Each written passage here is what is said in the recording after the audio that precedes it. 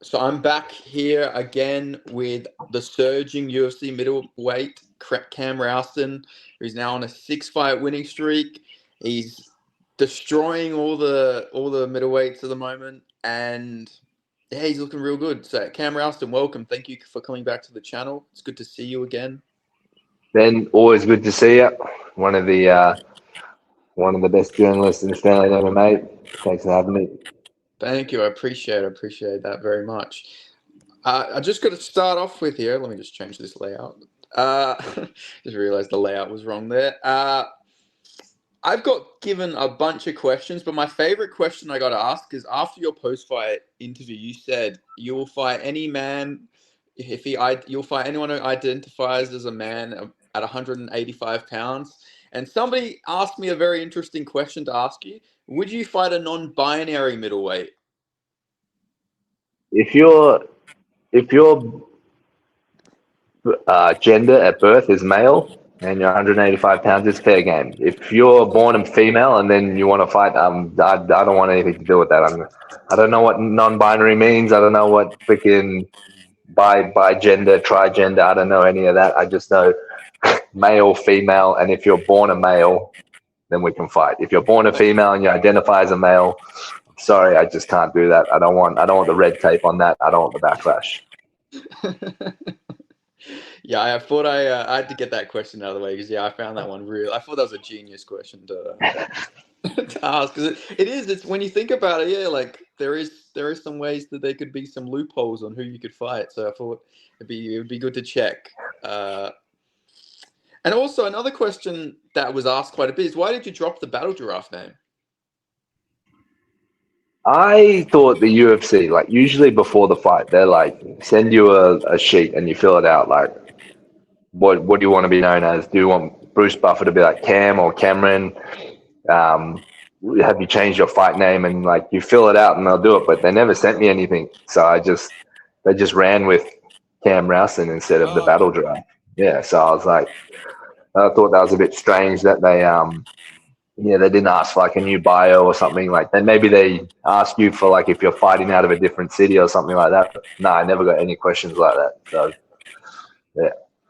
Okay, yeah, because I was curious because it's like one of the best nicknames in MMA in my opinion. So it'd be a shame if you dropped it at this point because Battle Giraffe goes fucking hard.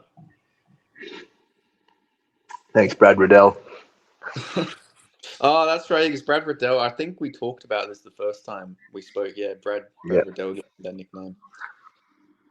Another question somebody asked was about the difference between the regionals and the UFC because it seems like you're actually getting more finishes now you're in the UFC than when you were back on the regional scene. Like it seems like your striking's leveled up a lot since like going to the UFC. Yeah, like I think that just also speaks volumes to like how good the regional scene is here in Australia, right? Like there's just the guys are just so good here on like Eternal, Hex, Shuriken, even the stand-up guys on like in kickboxing shows and stuff like that. So it's I think it's just speaking to like how good we are this side of the world, like locally. Yeah, 100%. I agree with that a lot. I think like especially Australian fighters, on the regional scene, they're very durable. I feel like I see a lot of people say Australian fighters aren't durable, but I think it's just because they go to war on the regionals for like every single fight, and like some Australians come to the UFC and then like they're battle worn and whatnot. Not all Aussie fighters, obviously, but I feel like there is a lot of veterans who come to the UFC a bit later, and then like people start this whole well, maybe they're just all chinny, but it's not. I think all the Australian fighters just go in there so tough, but I think they have a lot of these they have a lot more tough fights on the regionals than they do when they first come into the UFC. Way more. Like I look at some of the guys who I've met who fought regionally in the US. They're American, but they fought over in the US, and like some of these guys that they fought, they've got great records. They'll be like 8-1 or like 7-1 or like something like that, like 10-2. But there's just so many people doing MMA over there. Then you got so many people like just fighting each other that they're just not that good. And so by the time like you maybe you get a guy who's like 10-2 or like 8-1 or something, but he's really only fought other guys who are like pretty crap. So you just end up with these dudes who have crazy records. They look good on paper, but they've just never been battle tested. Yeah, not been battle tested like the Battle Giraffe. No, not at all. Uh, so obviously, I also seen a lot of posts after you won and Therese Finney lost. People saying it was like the tale of two careers because obviously you're surging now and Finney's career maybe isn't going as good. I know it's his first loss, but obviously he had the fight against Valentin, which isn't going to put him in the good books with the UFC, where I think he landed like 5 significant strikes the whole fight, something crazy like that, and Oh, I think he had 14 minutes of control, but he had 5 total strikes, and it went to a split decision. So it's like it's probably not on the good books with the UFC. But your career, you've now got back-to-back KOs. You would have got that 25K win bonus as well for the finish bonus. So, yeah, how do you feel like the whole trajectory of your careers are going? And would you like to eventually avenge that loss, or do you think you're both on different paths at the moment? I think we're completely different paths at the moment. I've taken a hard left, he's taken a hard right. If somehow we manage to circle back and it's for some kind of contender spot or a belt, 100% I'll get that one back. But I mean, that happens a lot to guys in like their careers and stuff. They have these extremely difficult fights, like who was it? Was it Diego Lopez and Mosvar Yeah, Evloev? Like, look at that! Like that was one of those fights that was super close, and there was a lot of wrestling involved. And I guess it's just that style. And then later on, Diego Lopez fought for the title twice. Mosvar yeah, Evloev hasn't even had a sniff of the title. So yeah. Yeah, I think especially I think it also pays to be like entertaining as well. Go out there and try and knock people out. Like go out there and like especially be active as well. With Diego Lopez, he's been so active. I think Mobstar's fought once since he fought Diego. Diego's fought like 7 times, something like that. So it pays to be active and it pays to be entertaining for sure. definitely. Especially in the Paramount era with I was curious because obviously I don't know if you know this, but with Paramount they don't show the walkouts. What song did you walk out to when you fought against Brundage? I walked out to "In the Summertime" by Thirsty Merc. Okay, nice. When are we Yeah. gonna when are you gonna walk out to Bad Man by John Cena? Next time I'm stateside for a fight, and I'm pumping that one for sure. Yeah. We definitely gotta see you walk out to some John Cena songs because you do every fight you do the "You Can't See Me." We got to see you walk out to it. You got to come out. You got to throw the hat out. You got to run out like John Cena. You got to do the whole entrance. I gotta have the chain on. Maybe one day when I win the belt, I'll change it to a spinner belt or something like that. That would be fucking awesome. Yeah, you come out to basic thugonomics as well. Come out to the original fucking theme song. Old school. Yeah. Yeah, no, 100%. Well, it's like because obviously were you always like a big pro wrestling fan, like big WWE fan? Because I Yeah. feel like recently, especially, you've been really big on like the the "You Can't See Me" and all the John Cena type references. Yeah. I've been real big on WWE since about 2003 when I was a little kid watching it. Me and my mate, who's also called Ben, in about 20 years ago, in 2006, we watched the Road to WrestleMania. They came to Sydney, and we saw like John Cena, we saw The Undertaker, Kurt Angle, Booker T, all those guys, and they were in Kudos Bank Arena. And then 20 years later, I'm in Kudos Bank Arena, and my mate Ben is watching me fight there, which I thought was a pretty cool moment. And I remember, like, as I was walking to go to the locker room when they dropped us off for the fight night, like they have little framed posters of of all the events that have happened in the arena. And then as I'm walking past and looking at it, there's like a Jimmy Barnes poster, like a Rolling Stones, there's like some Olympic stuff. And then there's the Road to WrestleMania, which was the one I went and saw 20 years ago. I was like, that's pretty cool. Like walking into the Yeah. locker room. And 20 years ago, I was up in the stands watching the Road to WrestleMania. Yeah, no, that's awesome. That's honestly that would have been pretty like surreal, right? Did you ever picture like back in 2003 you would you would end up fighting? Well, first, did you ever think you'd be a professional fighter back then? Like I can't imagine you really knew much about MMA back then, right? In 2003. No way, no way. I didn't think at all. I don't even think MMA was on my radar at that age. I knew obviously professional wrestling was, but I was playing a lot of basketball at the time. I thought I was maybe going to be like an Australian boomer or something, but just a kid. Yeah, just a kid with a dream. And Yeah, now exactly. now look here, now look here. I was curious about like with the haircut you do because you do like sort of like the mohawk. Is that Is that Chuck Liddell inspired, or is that inspired by something else? It's a bit Chuck Liddell inspired. It's also just I think after the Torres Finney fight, I was like, fuck, I'm just gonna go like, yeah, fuck it, I'm just gonna have whatever haircut I want. I love Chuck Liddell. We love a mohawk, and there was that movie Last of the Mohicans as well with Daniel Day Yeah. Lewis. He had a mohawk in that, and I'm like, that's sick. I want that as well. And so I was just like, fuck it, I'm just not gonna have this basic white boy high cut fade with a little bit of hair on top. Like I'm just gonna go with whatever I want.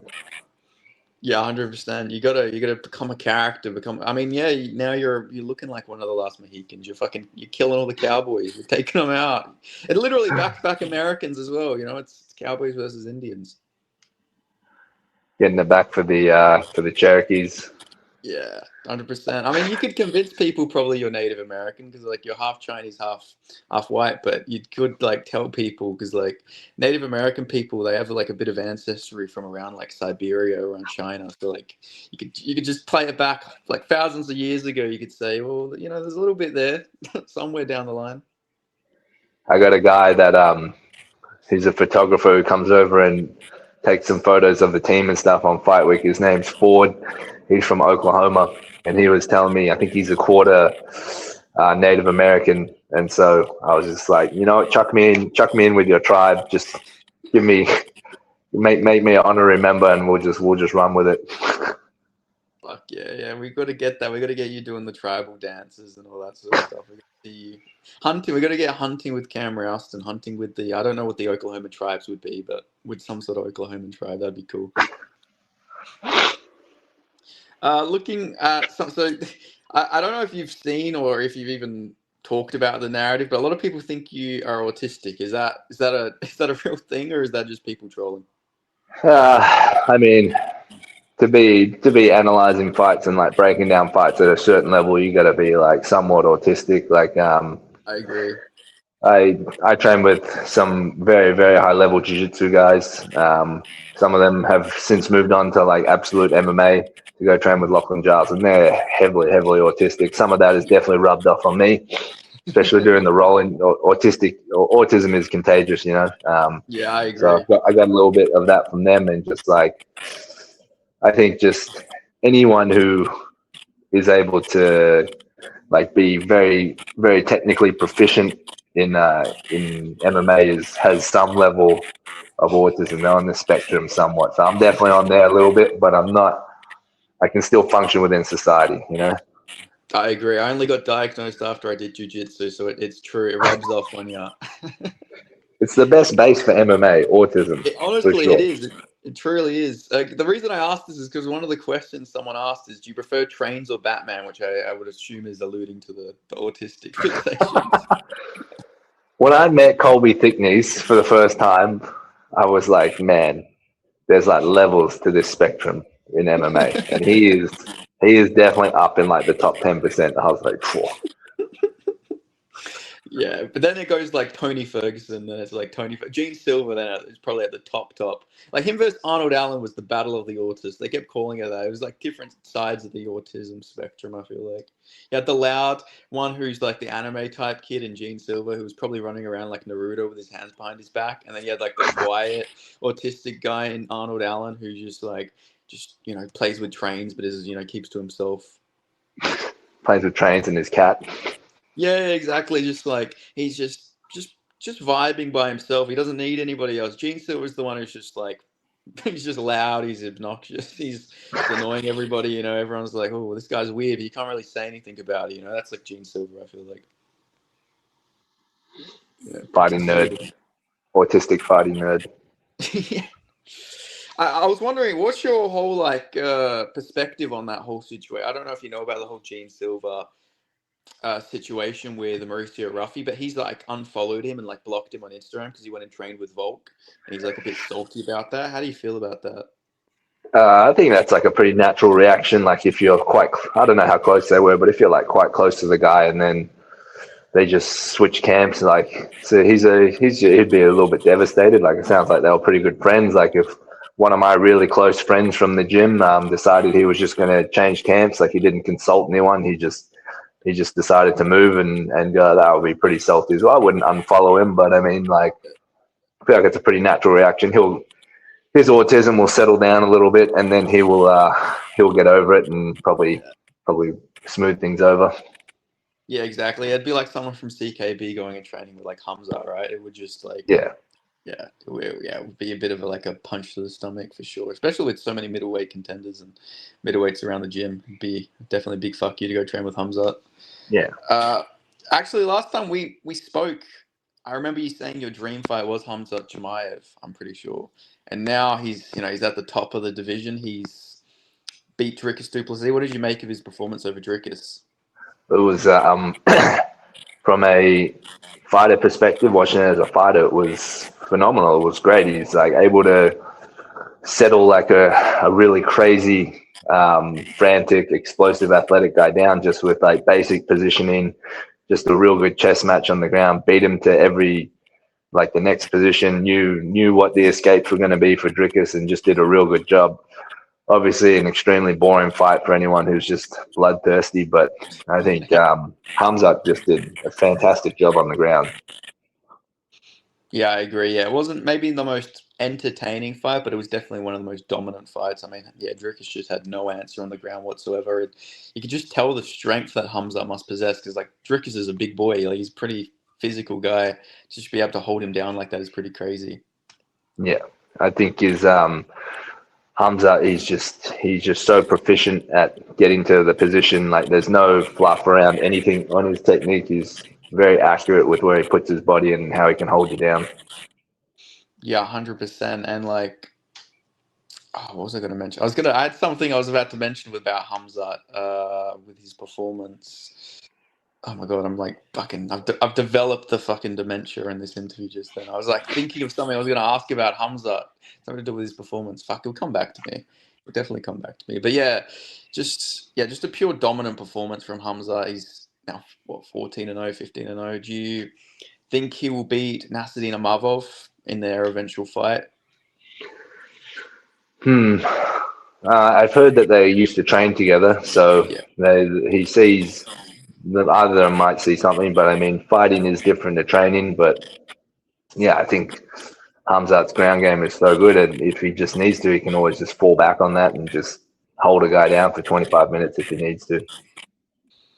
Yeah, definitely. Yeah, he's always got that. Oh, I remembered what I was going to say now. Was it not the most Drickish thing in the fifth round for him to fucking get the comeback and almost like take his back? That was like, was that not like in that fifth round? I don't know if you're the same, but did we not? I believed he was about to finish him in that fifth round. It was the most funny thing because he got the back. He started actually landing on Hamza, and then he almost got the fucking back take, but he didn't have his hooks in. That would have been the most Drickish way to come back and win a fight of all time, I feel like.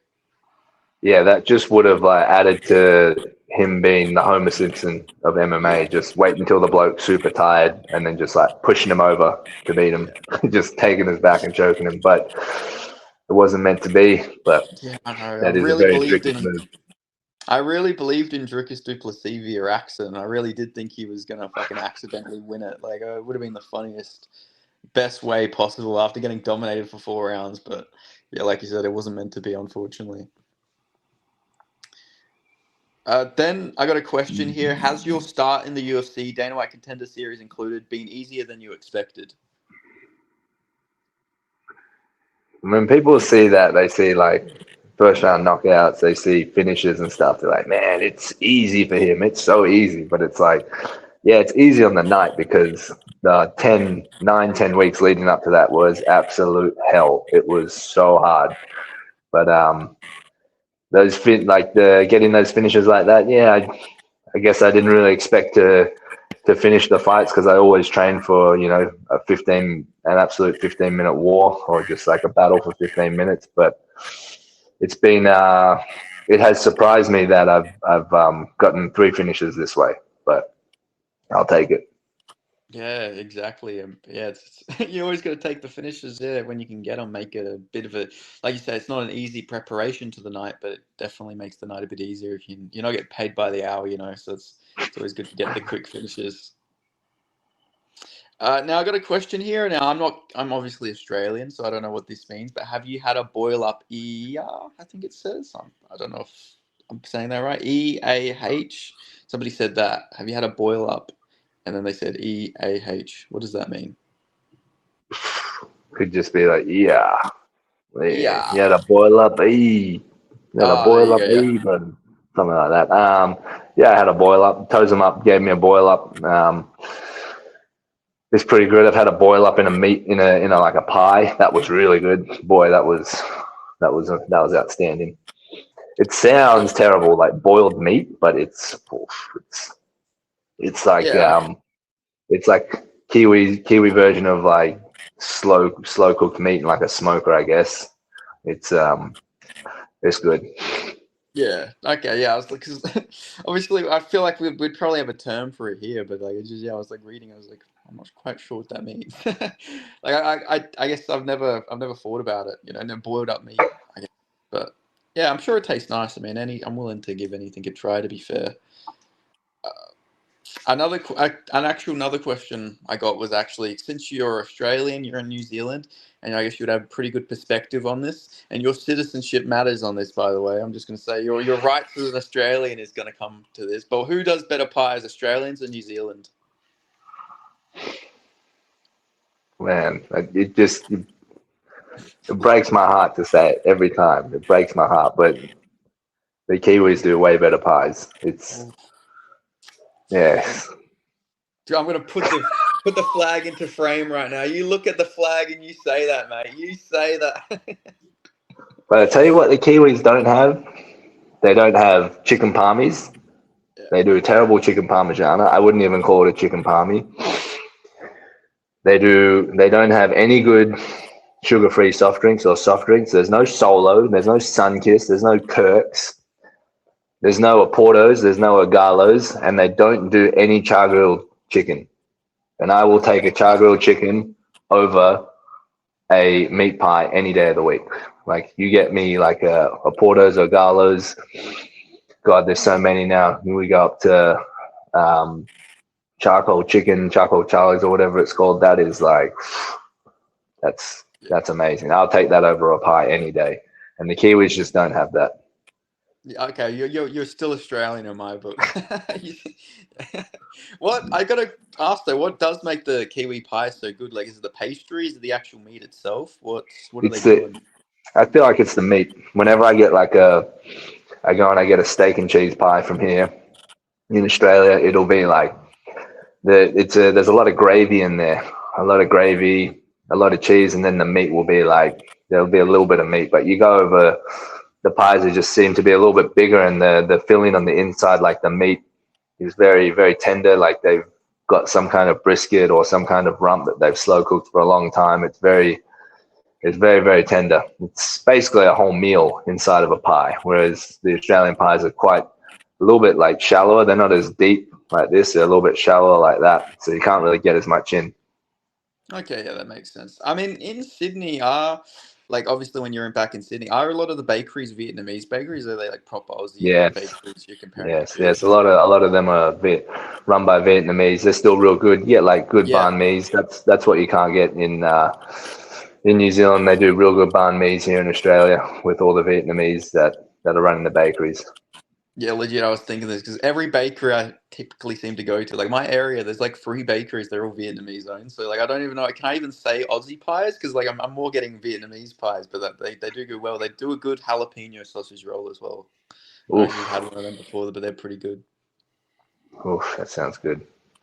And speaking of you mentioning the drinks and all that stuff, somebody actually said solos or chocolate milk. If you had to give one up, which one are you giving up? Oh, fuck.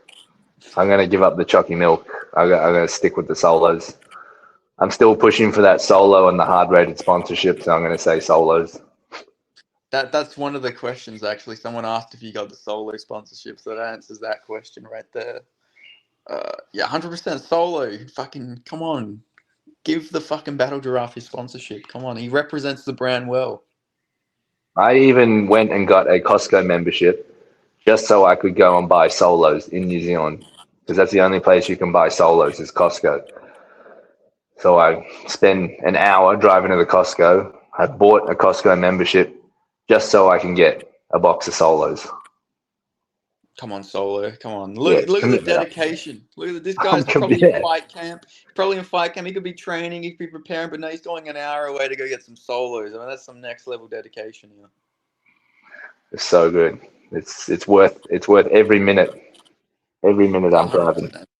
I don't drink like soft drink anymore, but when I did, yeah, Solo lemonade's always my drink of choice because it's like it's just it's the best. Like other soft drinks are cool and all, but like you can't beat a good lemonade. 100%, you can never beat a good lemonade.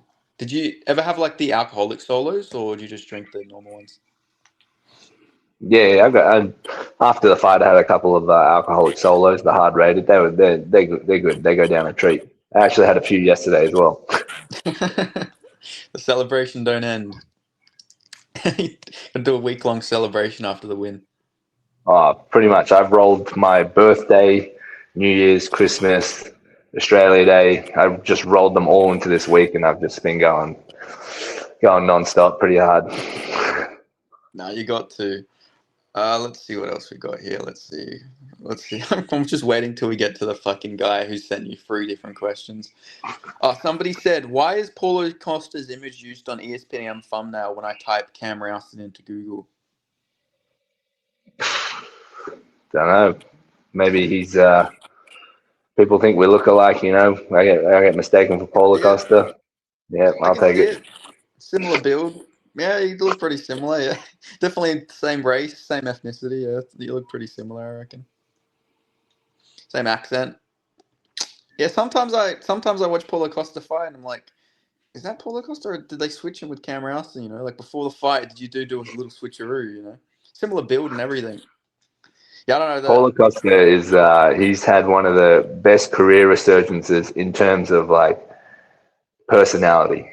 Yeah, We all just thought he was this non-English speaking robot who just was just shit. And then he is so funny now with his broken English. Yeah, like he's hilarious, especially on Twitter and social media. 100%. Yeah, he's a gold mine for memes. Like honestly, once he retires from MMA, I'm sure he's just going to become one of those like either he's going to become like one of those political activists who's like a meme activist, or he's going to just become like a comedian or something. Because yeah, he's hilarious. His Twitter's always a good laugh. And then somebody said, can Cam make an oath to never shy away from his fight name being the Battle Giraffe? Which obviously we spoke about that previously. That you didn't actually get rid of the nickname. It was just the UFC fucking up.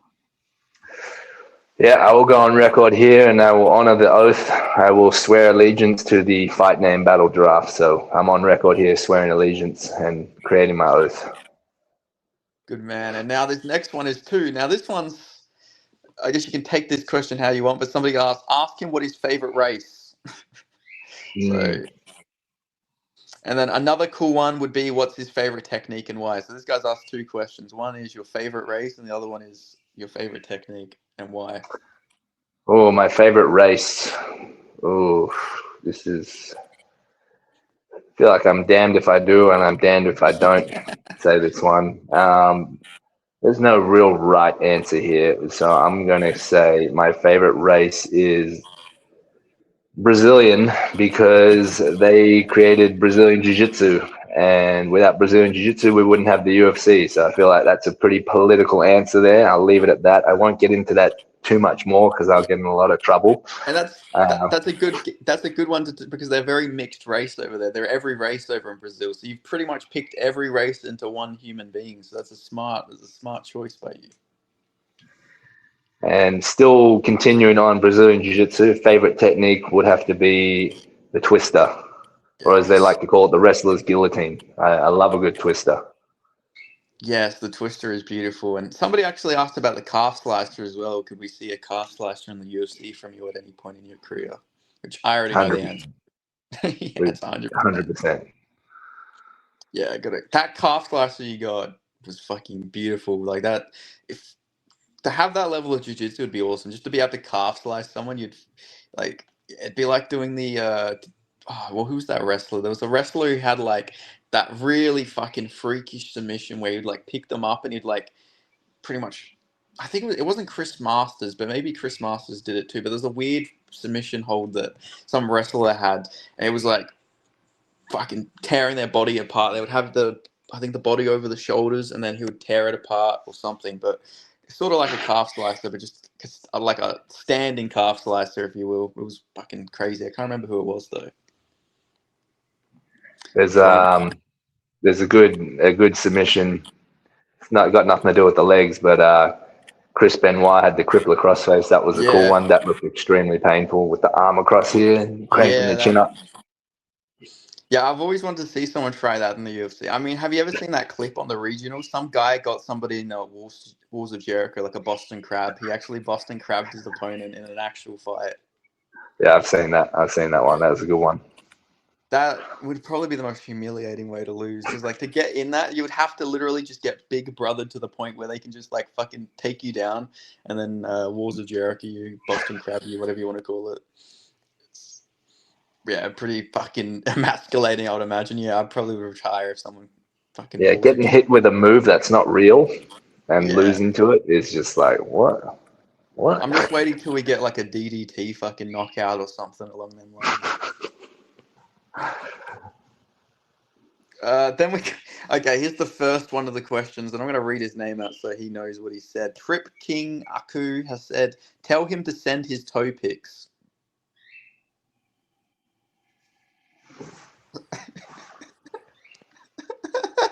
There you go, dude. There you go, Trip. There you go. You got your wish. You got your wish. Damn, he's fucking going to definitely edge that on. And then his next question was, tell him to start his OF. Only feet or only fans? Which one?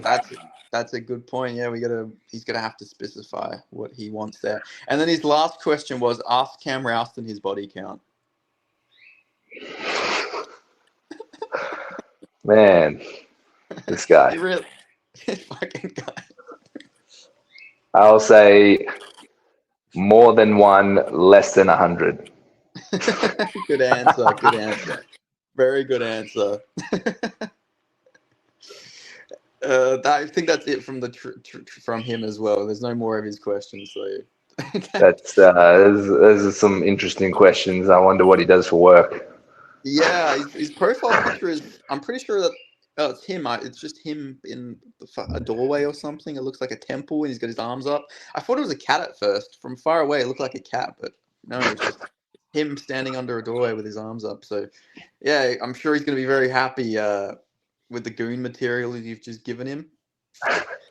Let's go up and find some other. Let's try and find some less unhinged questions, but it might be a bit hard.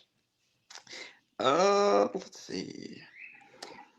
I'm just seeing more and more. Oh, somebody said, and I think I remember you followed this guy, Dragizia Kozovic said, "Why are you gay?" Or "Why are you gay? Why are you gay?"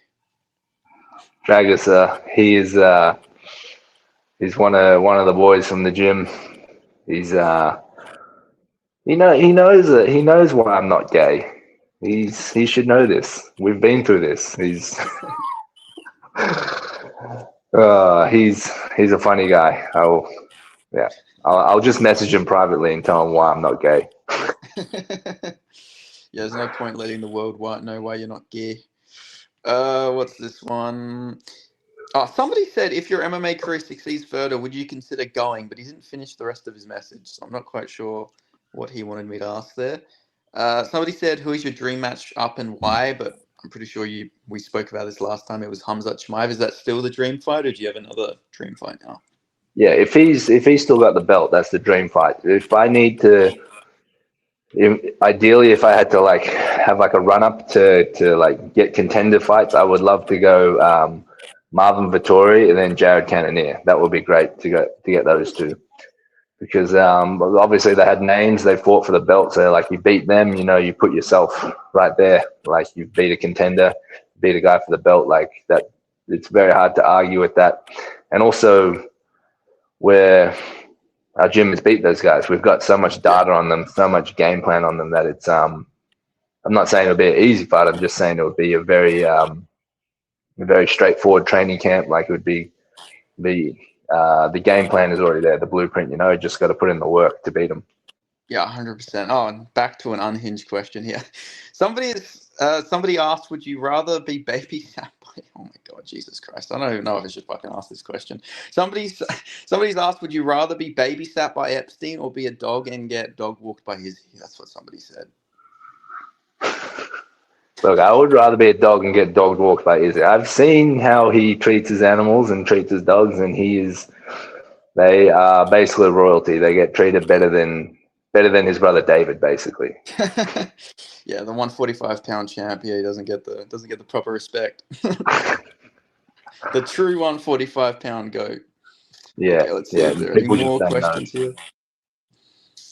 Do you think David ever takes a fight? I mean, David's the younger brother, right? Or is he older? He's younger. Yeah. We need to see him in Misfits. I remember there was like people saying that when Drickus and Izzy were fighting, they needed to do Drickus' brother versus David. That would have been a super fight. Have it in the car park before the fight.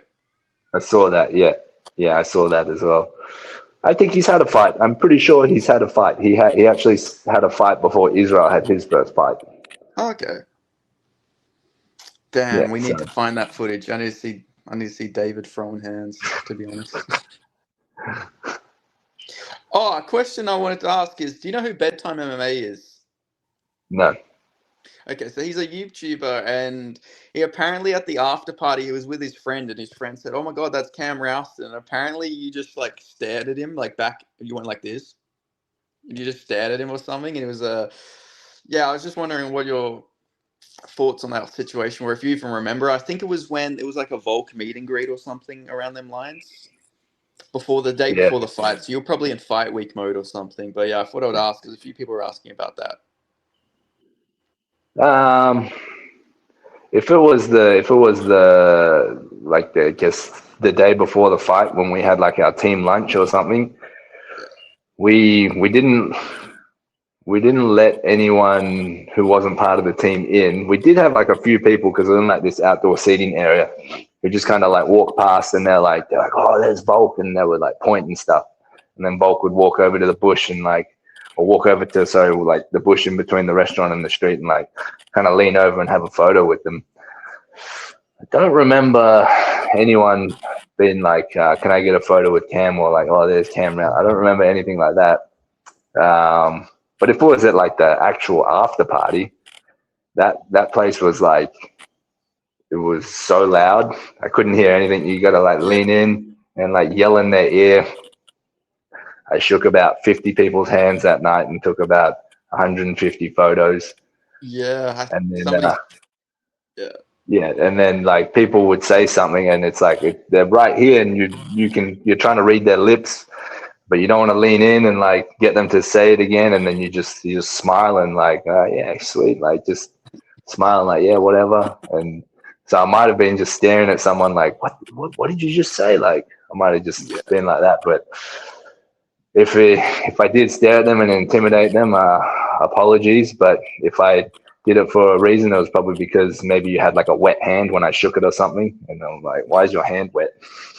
Yeah, exactly. Yeah, I didn't think it was anything like you seen him. You're like, "Fuck this cunt," I didn't think it was anything along those lines. Yeah, I seen the fit. I seen you wearing the cowboy hat and the white shirt. You look a proper. You went from being an Indian fucking earlier in the interview, and then you became a cowboy later. You went from one of the last of the Mohicans to becoming the first Mohican cowboy, I guess. That's my formal wear. That cowboy hat is I bought that hat after I got my Contender Series contract. So we're still in Vegas, and I was with my dad and my brother, and I'm like, fuck it, we're getting cowboy hats. And then we went to the boot barn, and I got that hat, and then I'm like, you know what, this is pretty sick. I'm just gonna wear this to like all the UFC after parties and stuff like that. So I was like, yeah, I'm gonna run with the cowboy hat.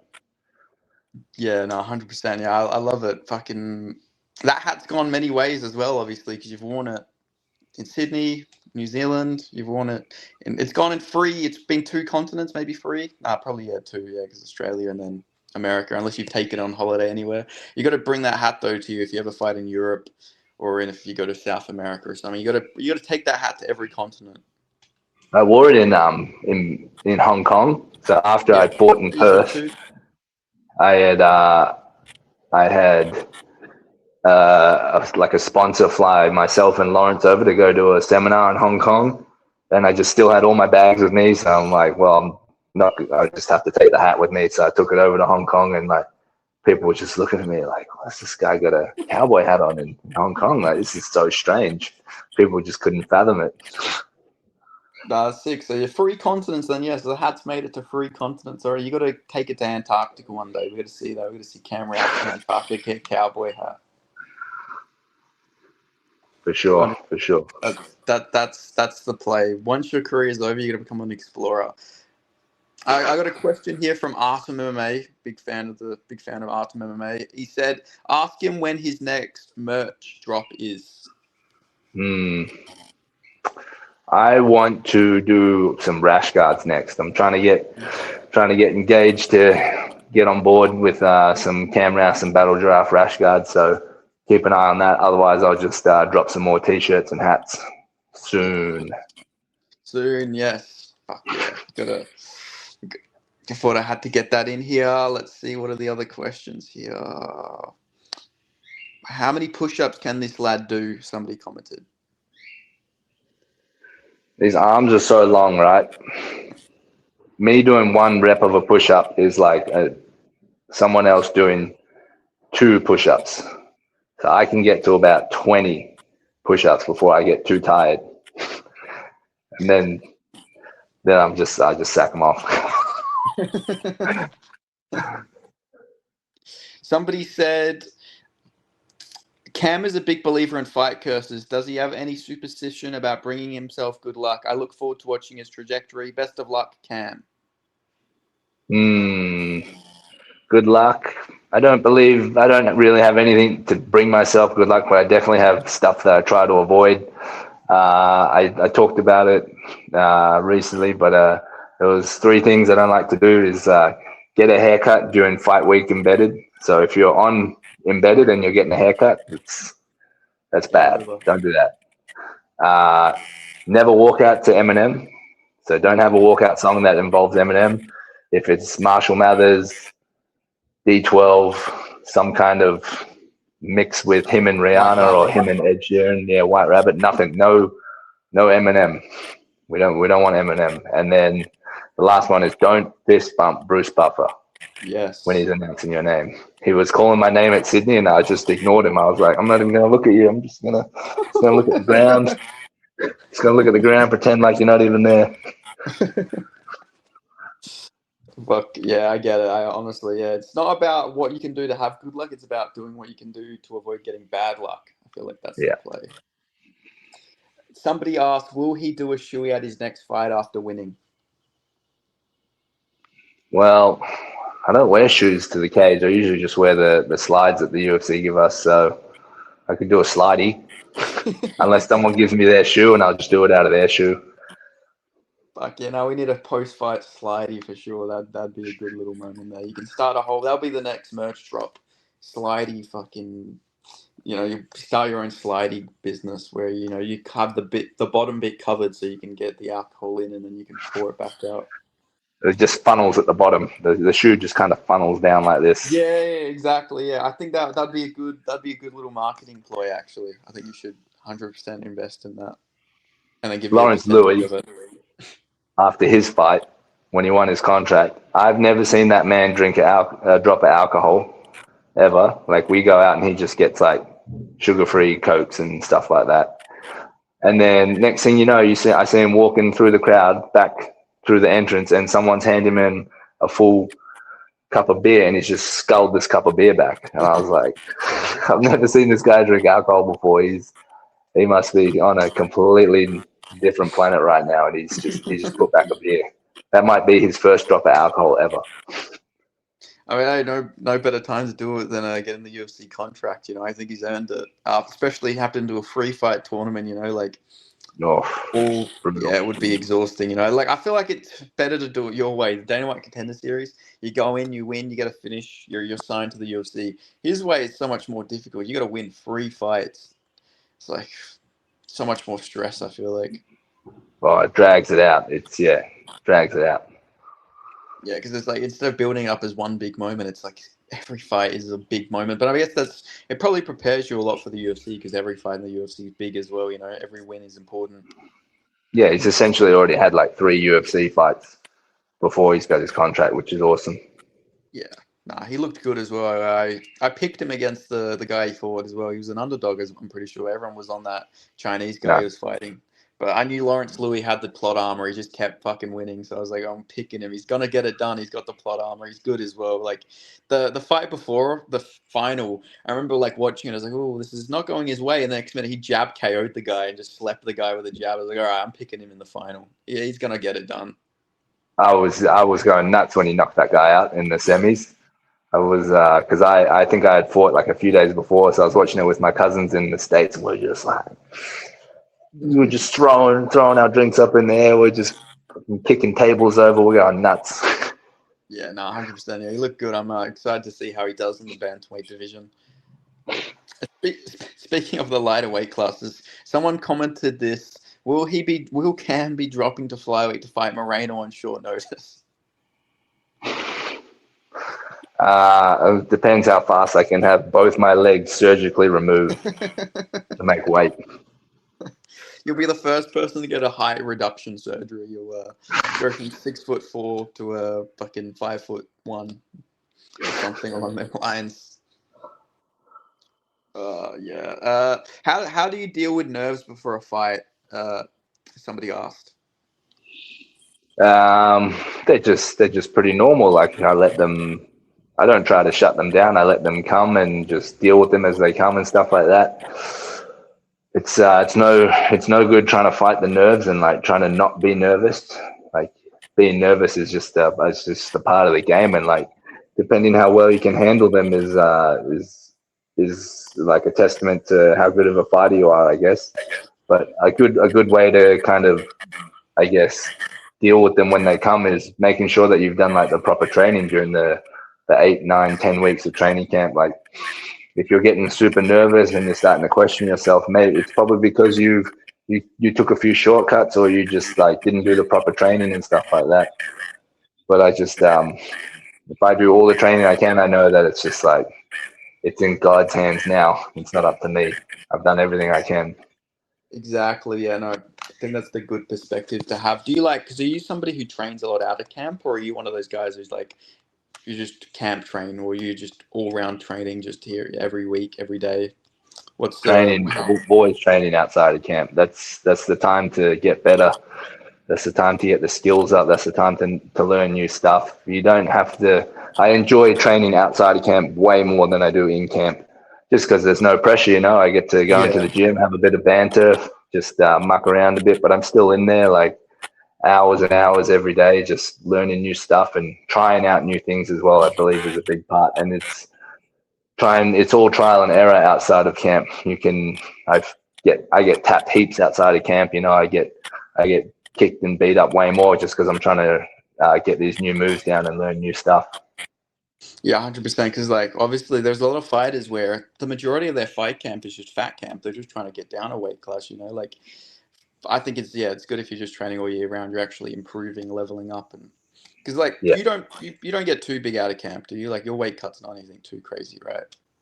No, I make a conscious effort to like try and stay quite reasonable with my weight outside of camp.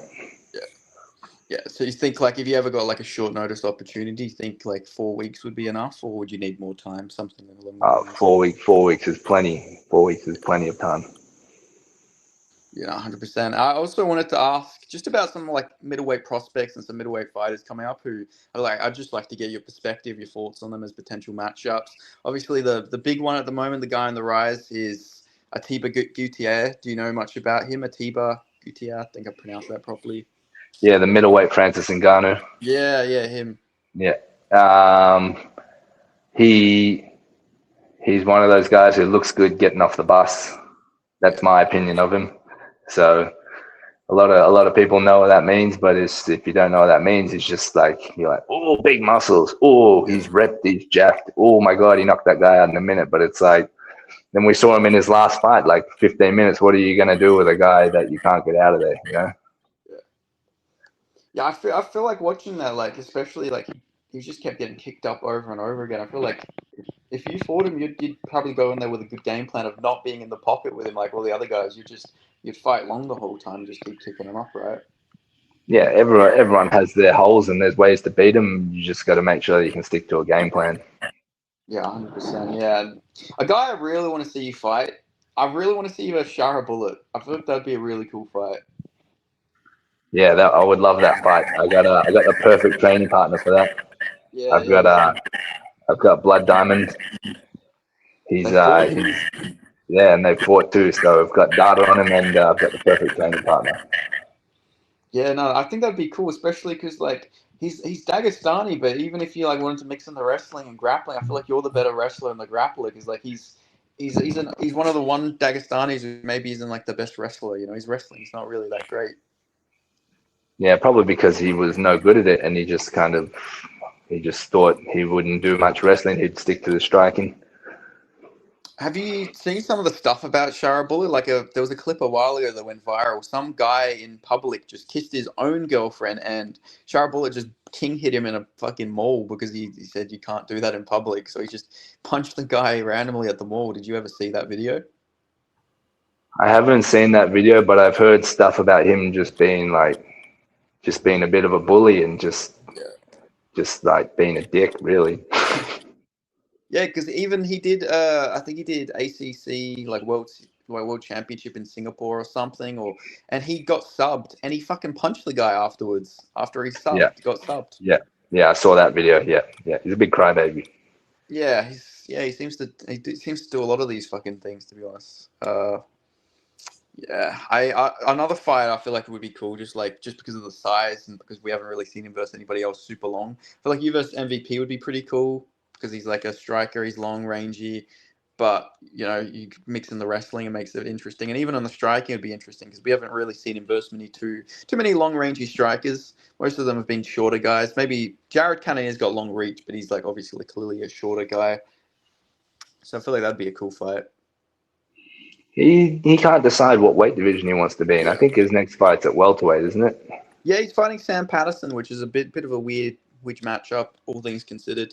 Patterson's not even ranked, and he just beat Jared Cannonier. He beat two ranked middleweights, and now he's a welterweight again. So I don't know what he's doing. I guess he's just Yeah, he's just doing whatever they give him. yeah, yeah. Is there any like middleweight fighters you watch and you like look at and you're like, I'd really like to fight this guy? Obviously, you know, we've talked about Hamza, but is there any like these prospects, our unranked guys you'd like to fight? Um, what's that guy's name who was on Contenders the week before me? He's Islam's mate. I can't remember his name. Not Islam. He had the 7 day turnaround between Contenders and then going and fighting him. Oh, yeah. Oh, fuck. What's his name? Baisanga Sukarayev. Sukarayev. That's it. Sukarayev. Yeah, he's got some hype behind him. I'd like to steal a bit of his thunder. That would be good. Yeah, that would actually be a cool fight. I'd be interested to see that because yeah, he's got hype, but I feel like he's way too cocky. He lets himself get hit, which is like not a smart game plan to have by any means. I feel like he's very hittable. Like he does make some pretty like he puts his tongue out and stuff and then gets caught. Like in his debut, he put his tongue out and then he got fucking clipped and got like rocked real badly afterwards. Like I think he's a little too cocky. Yeah, he didn't look great in his UFC debut. That guy was just like that. He fought was just like nah. He just didn't want to go backwards and just kind of stood with him. And I was like, oh shit, he might lose this if if he doesn't make an adjustment. Yeah.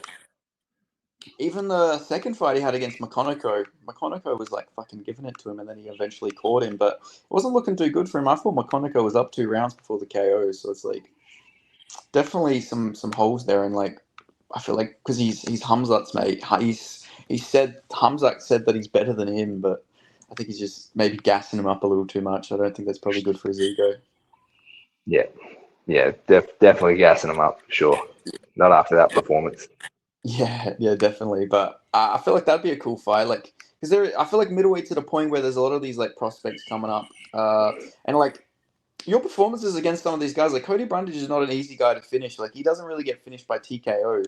very often. Like you're doing a lot better than like say Abdul Malik.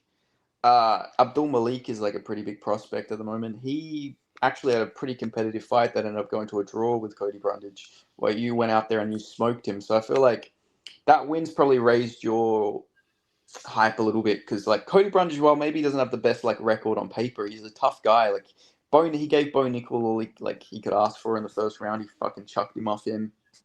He's gone in there and had all these competitive fights. So I feel like it really like hypes you up a little bit to go out there and do that to Cody Brundage. Yeah, it's he's only had one other loss in the UFC by TKO, and that was against Mikhail Oleshenchik. Yeah. Can't remember how to say his name.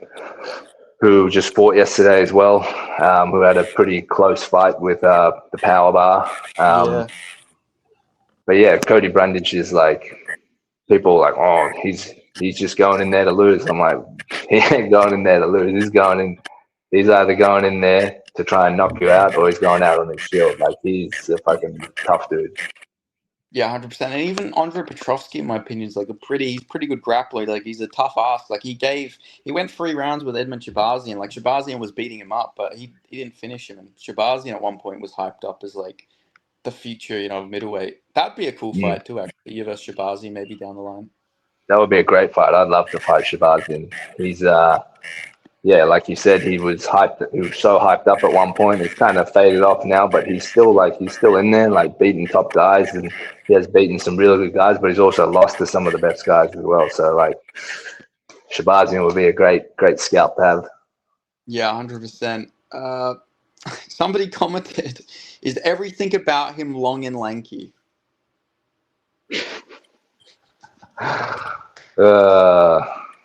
Jeez, plead the fifth. And then somebody asked, "Who's his favorite MMA babe?" Oh, favorite MMA babe. Yeah. Active? Yeah, we go active and retired. We'll do both. We'll get current and past. Past, Gina Carano. Yeah, good call. If you're watching this, just just DM me. Present, current. Jeez. There's a lot of women in MMA now. It's very hard to keep up with it. I don't watch women's MMA too closely, but geez, Valentina Shevchenko. She's a bad lady. She's I don't know, something about her. It's got to be the accent and everything.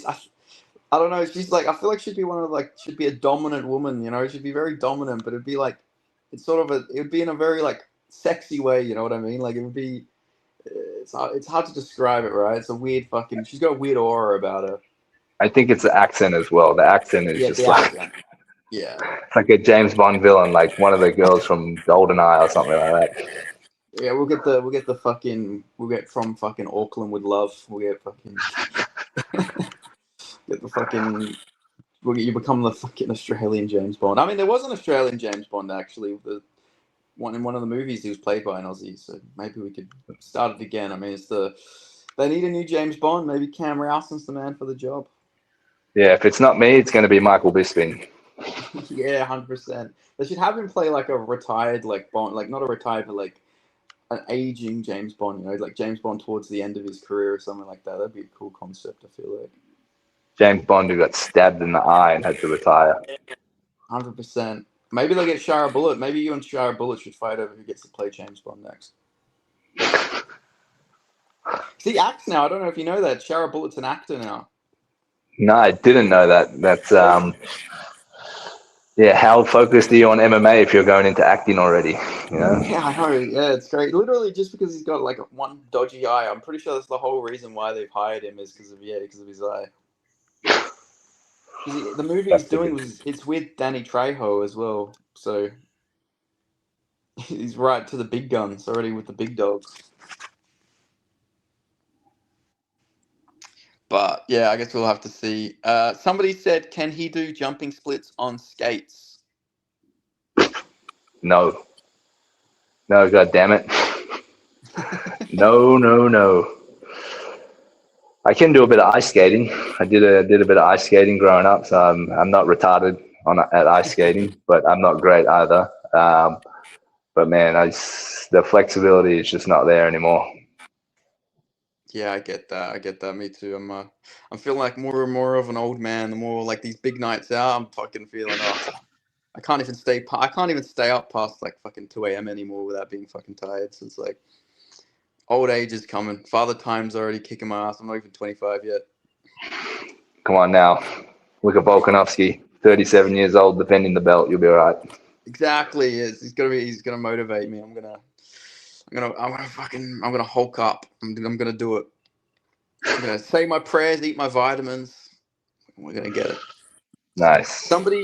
Somebody said, serious outside of Australia, what's a place you'd love to fight? Not serious. Ever thought about going fully bald? Not serious. No, I haven't actually thought about ever going fully bald. I think I went at like a number 2 or a number 1, probably about a year ago when I had a fight on Eternal, and that was terrible. I actually got cut in that fight. The first time I ever been cut, just on the hairline up here. But I'm going to save the fully bald for when I'm married with kids and I don't care what I look like anymore. Yeah. The serious question, I would love to fight in Japan. Go over to the Superdome, Tokyo Superdome or Saitama Super Arena, back where they used to have those Pride events, 40,000 people in there. You know, you've got like Crow Cop coming out on a crane. You've got like freaking Bob Sapp walking out in a little tube top, just jacked out of his mind. You've got these little Japanese fans screaming outside the arena with like they've painted portraits of you and got little action figurines of you. It's dead quiet during the rounds. You can hear the corners talking and stuff like that. That's the dream, to go and fight over in Tokyo. 100%. I'd love to see it, to be honest. Honestly, the UFC needs to just fucking do it already. Go back to Japan, because Japan is just one of the best MMA fan bases in the world. And I'll stand Yeah. by that. Like, they're the most respectful fans in the world. I don't think I've ever seen a toxic Japanese fan. Like, they deserve to have a UFC event just because they're actually like respectful people. Yeah, I don't know why they haven't been there for so long. I think the last one was like 2015 or 2016. It's been a very long time. Could be a political thing or like a money thing, but yeah. Yeah, 100%. They need to go back, especially like they've got like there's like 5 people in the like flyweight rankings who have been in Ryzen and are or 3 of them are Japanese, and then like even Manel Cape he was from Ryzen, and like all these fighters. It's just like you need to hurry up and go back to Japan. We'll start a Speaking of petition. Manel Cape, what's your thoughts on Manel Cape? I think he called most of your gym a bundle of sticks. Let's just say that. Keep this video Yeah, monetized. he called us all faggots. We thought it was hilarious. We're like, Yeah. there's this little dude who's like 5'2", calling us faggots, trying to call out Kai Kara France, and we're like, Kai would kill you in a round. Kai would destroy you. It would just like he's just like a annoying little puppy dog that's been like left outside, and everyone's just trying to ignore him, but he keeps barking and barking. So we were just waiting for Kai to just go and clean him up in a couple minutes, and then that will be the end of that. Yeah, I still want to see that fight down the line. But speaking of Kai, how is Kai? Because like is he training still? Because I know he's like taking some time off. Is he like fully out of training or?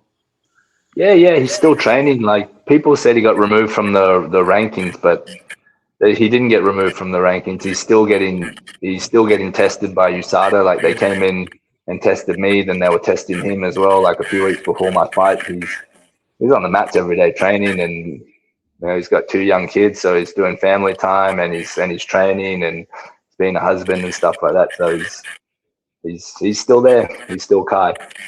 Yeah, no, that's good to know. Yeah, because it will be good to see him back, especially dusted up Perth resident Steve Erceg. So I'd hope for him to keep winning, look good, make Steve look a bit better too. Because that was rough, rough for Perth.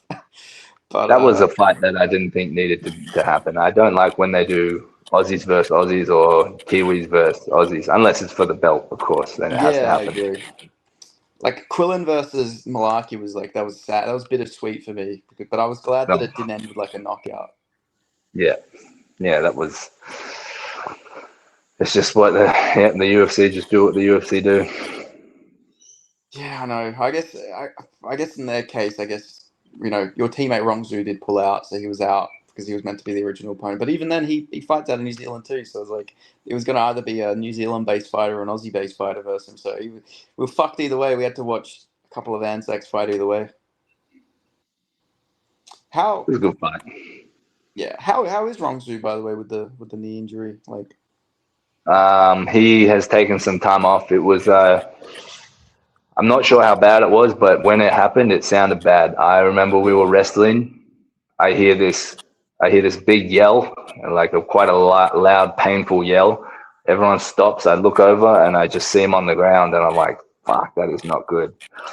But he, like a trooper, he got up and he walked himself off the mat, and he just lives around the corner from the gym, so he fucking walked home on oh his. my We're like, god. we'll drive you home, and he's like, in his broken English, he's like, no, no, no, no, no, no, and he just walked himself home. I was like, oh, fuck, all right. Do you speak any like Mandarin or Cantonese or Chinese in general? Speak as much as you do, Ben. Ni hao sheng ming ben. Yeah, see, yeah, not even that. Um, That's all I know. That's all I know. I didn't pay enough nah, attention to Chinese. nah, I got none. I've been whitewashed. If I go over to China, I try to take Lawrence Louis with me so he can translate. Yeah, but I mean, he speaks because he's from Hong Kong, right, originally, so he would speak Cantonese, right, not Mandarin.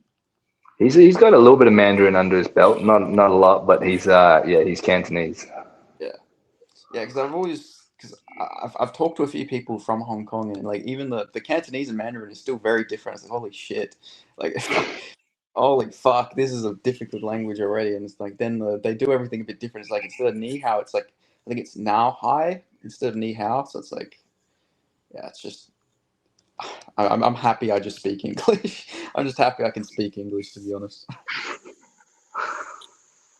Is there like ever a language you would want to learn? Would you ever want to learn another language, or do you know any other languages? I would love to learn Portuguese. Yeah, so I could speak to the Brazilians and listen to go over to Brazil, like train jiu-jitsu and just not have to just be like, what'd you say? I would just be able to just get into the favelas there and just get stuck in with the boys. Yeah, 100%. I mean, I speak a little bit of Portuguese, not a lot. I know the good morning, the good night. I know bom dia is good morning. I know boa noches is a Yeah, good yeah, night. So como esta is how you say how are you. So I know a little bit of the basics, but oh my god, it's a difficult language to learn. yeah. It's looks pretty tough. You should. Is the plan to learn Portuguese, get a Brazilian wife, or is it just strictly for training reasons? From what I've heard about the Brazilian women, they're pretty fiery. So I don't know. We'll see. I mean, it could be easy if she's like, I just want an Australian visa. I'll be like, done, coming back with me. Um, but no, I just want to go over to Brazil and just do some training, you know? Got fucking the Cam Rowston visa, bro. Fucking storylines coming up. If you want a visa, this is the man to go to, ladies. Fucking. Have you ever trained in Thailand before? Yeah.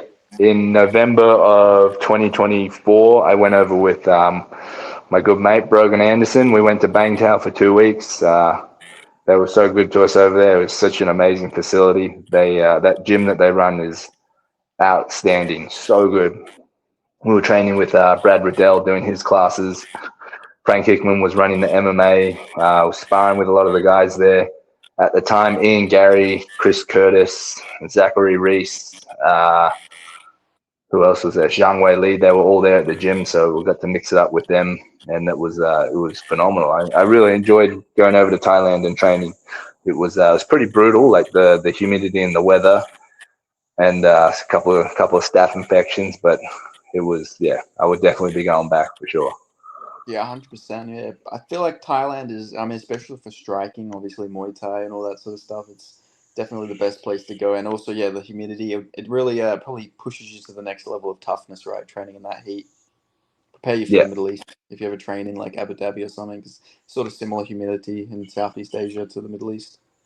maybe a little hotter in like Dubai probably. But because I know in like some of those Middle Eastern cards, a lot of the fighters have complained that like their air cons don't work and they're drenched by the time they go out there and fight. So probably prepare you well. Yeah, I wouldn't be looking actively to fight in the Middle East anytime soon. But I mean, the money's That's right true. and the tax is low. I would do it. Yeah, I was gonna say it looks like everything's about to boil up over there, like it always is. But it looks like especially it's some shit's about to go down, like always. It's probably best time to stay away. I also wanted to ask you a wise old philosophical question. Uh, what would you rather what would you rather do? Hulk Hogan with a vagina or Megan Fox with a penis? What do they identify as? What were their assigned genders at birth? Well, the one with the penis was assigned male. The one with the vagina was assigned female. But it's Hulk Hogan. But he's got the moustache. He's got the muscle. He's still as tall as he is. He's got masculine. He's masculine everywhere. But he just doesn't have a penis. Oh, it's going to be Hulk Hogan because if you do Megan Fox and you're gay, I cannot do that. But it's still everything Megan Fox though. That's the thing where it makes it a bit of a difficult thing. It's like it's still It's just Megan a lady Fox. boy then. It's just Megan Fox is Yeah, a lady boy. Yeah, that's still gay. yeah. You can have a very masculine looking woman and it's a woman, so you're not gay, but you know. Yeah. No, it's an old philosophical question. I've asked a few people as I've talked to a few people about it. It's always an interesting one to be honest when you think about because I don't know because like in a way would it not feel gay though because Hulk Hogan's got a fucking beard and he's got well, I mean, he doesn't anymore but he did. Just when we connect the dots and it's A plus B equals C, and you go with Hulk Hogan, straight. If you go with Megan Fox, gay. Yeah, 100%. So when do you want to fight next? When do you think your next fight will be and do you have anybody in mind? I've put my name down to fight before the middle of the year or the calendar year for the UFC, which they consider to be International Fight Week. That is like the middle of the year for them. And so I said, get me a fight before then. Anytime in May would be sweet, or anytime early June. So between that period, whatever they got on there, I've asked them to sign me up. Well, I've asked my manager to get me on there. Any chance you want to get on that White House card? Oh, I'd love to get on the White House card. That would be fantastic. I don't know who I'd fight, but yeah, Bo get me on the Nickel, White House maybe? card. Bo Bo Nickel, Nickel. perhaps. Bo Nickel would be sweet. He's the man has the personality of a windowless room. I would love to fight Bo Nickel. I was going to ask about your post-fight interviews. Do you write this stuff down beforehand, or do you just like come in off the cup with the stuff you say? Some of the stuff is it's rehearsed a little bit, but again, like autism is the best base for MMA, and it just sometimes it just comes out. 100%. What are you speaking of, like autistic and rehearsing? So, what do you think about Josh Hokit? I love Josh Hockett. Yeah. We were on the same episode of Contenders, and I was chatting to him in the back, and he's just a classic American dude, like just straightforward to the point, like no nonsense. I'm like, we're getting his post fight speech is poetic. His post fight media scrum was a little bit too WWE for me, but he's Yeah. man, I love him. I'm tuning in to watch Josh Hockett fights every time. What I would like to see, actually, I would like to see him versus Derek Lewis for the White House event. I feel like that would be a big fight. That'd be cool. You'd get both of Trump's favorite fighters on there. I feel like that'd be the perfect fight to do. If you're gonna put Josh Hockett on the White House card, I feel like he should be fighting some kind of Russian guy or some kind of Chinese guy just to really stick it to them. Just Yeah, America's that's better true. than you. This is what America does. That's what I'm thinking about. Like they've surely got to be giving like the American fighters good matchups and stuff because it's in honor of the 250th anniversary of America becoming a nation. So like you'd think they would want to give a lot of the Americans like gimme fights, right? Because it would look a bit bad if like you've got the president, you got Trump there, and he's just watching all of his like American fighters get fucking dusted up. Well, they better not match me against Bo Nickel then, because if they want gimme fights, Fuck yeah, I love it. I honestly, I'd love to see that fight, like, because he is still unranked, obviously, because he did have that good performance over Rodolfo Vieira, but again, Rivera's not like the best striker in the world. He's not very well rounded. Like, he's got a jab, but he's typically just like doesn't really have good takedowns. He's got good jiu-jitsu, but he's known to gas out. It was a hell of a KO though from him, I must say. The head kick that no, he that used. was a good KO. Yeah, it was pretty good. But I think it'll be a bit harder to fucking head kick Cam Rowston compared to like 5'9" Rodolfo Vieira. 5'9" gas Rodolfo Vieira sitting in front Yeah. of you. I feel like he might fucking tear his, like, if he goes for a head kick against you, I feel like he might fucking like tear his quad or something. Like, I feel like it'd be a bit of a high kick to fucking get. It's hard. I haven't been kicked in the head yet, touch wood, in any of my fights. But yeah, it'll be hard. Yeah, I think, because you're 6'4", right? 6'4" or 6'3"? 6'4". Yeah, so yeah, it's gonna be a bit hard to probably kick you in the head. But what speaks of, before we head off, just a few middleweight fights I'd like to get your opinions on. How do you got Fluffy versus Sean Strickland going? Who you got winning that? I've got Fluffy Hernandez by sheer attrition and will over 5 rounds. Yeah. I think that's probably the way to go. Like, I feel like Strickland's got a chance because he is like a decent anti-grappler, but I feel like Fluffy is just so relentless. He's just not going to stop. I really like Fluffy, his style. Like Yeah, I've been watching him a lot, and Rogan Anderson has been watching him a lot, and we've taken many things from his game. Very, very good. Yeah, that'd probably be a cool fight down the line, you and Fluffy. Yeah, I'd love that. That'd be awesome. I gotta get fit though. You gotta be real fit. Especially in a 5-rounder. Oh my god, he just doesn't stop. And the thing about him is, he literally just, when he's out of camp, he just smokes weed and eats a shit ton. He might be my new favorite fighter. Yeah, he's just a chill fucking Mexican American stoner. Like, he just has like 5 kids. I think he's got a bunch of kids. Just smokes weed, eats, and trains. That's Oh my lord! He's just a chill guy. Like, that's the best way you can describe him. And did you see the thing Strickland posted for their fight? No, what was it? He posted himself in an ICE uniform, and then it was him deporting Anthony Hernandez in a Mexican attire. Nice. He's done like the Joe Pfeiffer with Izzy. Yeah, that has Izzy seen that? Has he like got any thoughts on that? Yeah, he loved it. He thought it was hilarious. Okay, yeah, because a lot of people were offended about it. Like, they were calling Pfeiffer like racist and stuff. But yeah, people looking for anything to be offended by. yeah, I thought that I didn't think Izzy would take it too seriously, especially because like he didn't even like post it himself, and like I feel like a lot of people overreacting about it will be more fucking racist if anything, because they're just assuming he posted it because Izzy was black, which I feel like is a worse thing. I think they don't realize that Pfeiffer posted it because people call him Body Cam Off Joe Pfeiffer. That's the nick because his name's Body Bags, but people are calling him Body Cam Off, so that's why he posted it. Not because he's arresting a black man. Like, I feel like the people who overreacted they were the ones who were being a bit more stereotypical, if anything. That's a good one. Body cam off Pfeiffer. It's good. Yeah, like that's like an iconic fucking name. But yeah, I thought he would like it. Yeah, I thought a lot of people like getting pissed off about it. I feel like they're probably overreacting a little bit.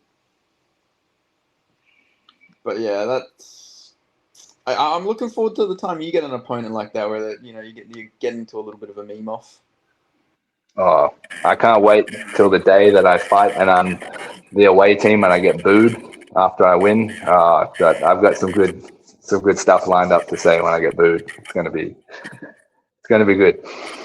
Is that why you want to fight in Brazil? Because you'll get the Brazilian chance will be off the, if you fight in a Brazilian, that will be a fucking intense walkout. I would love to fight in Brazil. Getting booed and then beating a guy after you get booed like that is be outstanding. Yeah, it would have to be the best feeling in the world, right? To like silence the crowd, especially if you go in there and just knock him out cold as well in front of all of his like, his Mm. countrymen after they're fucking yelling abuse out to you would be amazing. Yeah, they're outstanding. Yeah, 100%. So, before we go, just obviously you had a lot of teammates on the card you fought on last. Is it like a next level intensity when you're like, you're thinking about your own fight, but then you're also like, your teammates are fighting at the same time. I'm sure you're watching Lawrence's fight when you're prepping in the back, or do you just like cut it all out and just focus on yourself? No, I watched it. I had to watch it. I was like, fuck, I can't. Just like, I just, part of me was like, don't watch it. Just focus on yourself. But then there was a little voice that was like, just switch it on. Just watch it. Win Yeah, or lose, it doesn't matter. Like, it shouldn't be able to affect you. And so then I switched it on. I was watching it. And boy, it got my adrenaline pumping more than it got my own adrenaline pumping for my fight. I was super hyped, but I was pretty nervous watching Lawrence, and it was fantastic. Seeing him win felt better than myself getting a win, to be yeah. honest. Yeah, it was. Yeah, I loved it. Because it would be like a next level intensity, right? Because like obviously with your own fight, you're in control. You can make your own decisions in the fight. You're in control of it. But with Lawrence, you're not really in control of what he does. So it's probably more stressful watching him fight, right? Yeah, that's exactly it. Yeah, you're just no control, so I'm just stressing hard. But so yeah, just so happy to see him get it done.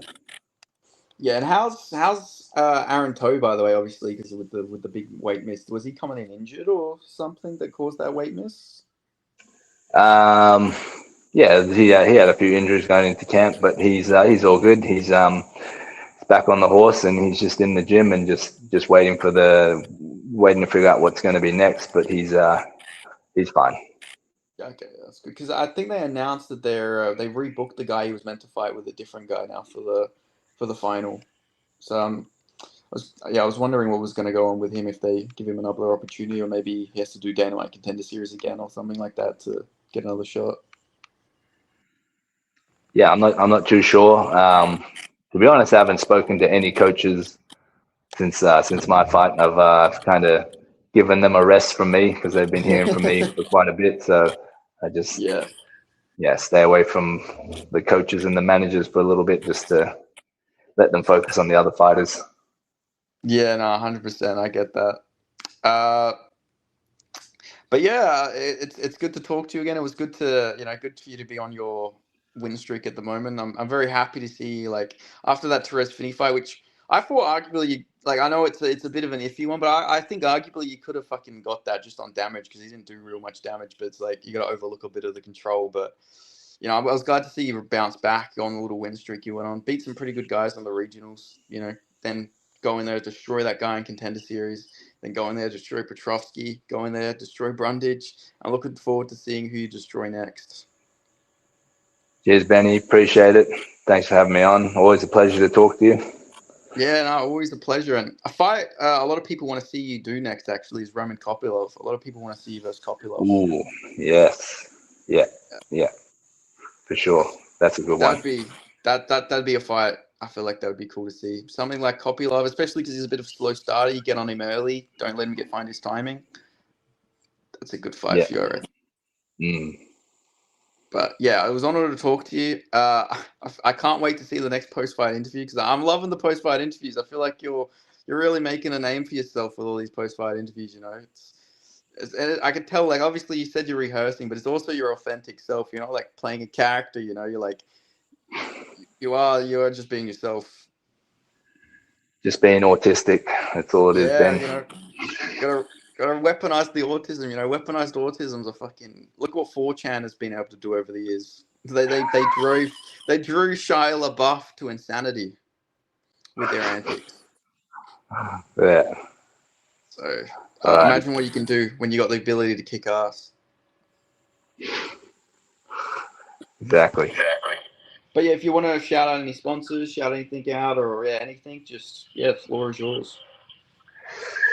No, just keep up on the socials, Cam Rowston on Instagram, Cam Rowston on X and on Threads, and then YouTube is Cam Rowston MMA. I'm trying to get a little bit more active with that. get some videos made up, some more lifestyle stuff, so people can see what the battle draft gets up to in the day and like outside of fight camps. Yeah, 100%. And yeah, and to the guy who asked about the OnlyFans, was it OnlyFans or was it Only Feet? Leave a if you made it to this end far to the video, make sure you fucking let Cam know, before he makes a decision. He's got the photos on my feet. He's happy now. Yeah, exactly. Yeah, that's true. You make a good point. But yeah, just before we go, shout out to Brick in the Microwave, one of the members. Shout out to M, one of the members, and shout out to who was the other member? Hold on, I gotta shout out my members to my channel. I can't dog the boys. I gotta give them a little shout out before I end this. It's part of the membership deal. I say I shout them all out at the end of the video. Yeah, And yeah, nice. what else have I got? Members, the community.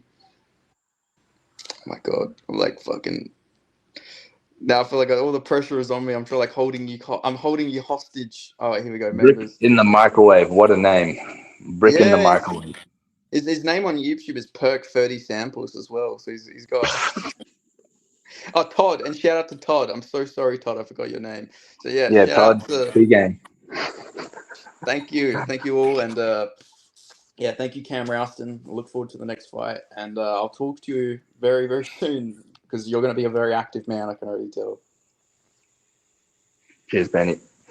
Easy. All right, guys, make sure you like this video, subscribe. Goodbye.